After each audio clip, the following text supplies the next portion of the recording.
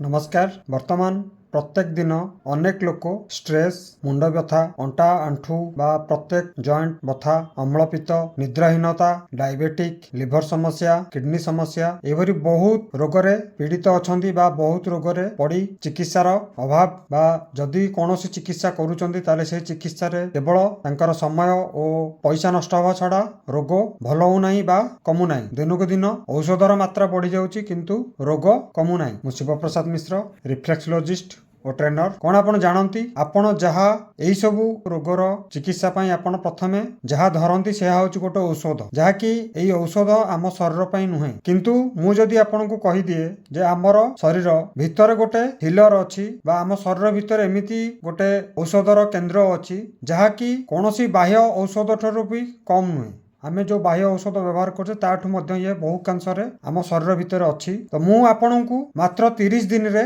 आपनक शरीर को आपण निजे किपरि सुस्थ रखि परिबे ता पई एक औषध मुक्त चिकित्सा विषय आपको अवगत करैबी। आपण याकू शिखी करी आपनकर शरीर निरोग रखि परिबे। तो सेथि पई आपनकु मोर फ्री जूम वेबिनार को आसीबाकू पड़िबो और सेठी आपण शिखिबे जे किपरि आपण निज हाथ रे निज पाद रे थिबा अपार हीलिंग केंद्र रे विभिन्न शक्ति एक्टिवेशन करि परिबे। लिंक तळे दिया जाईची, आपण यथाशीघ्र से लिंक रे क्लिक करंतु और निजर सीट बुक करंतु।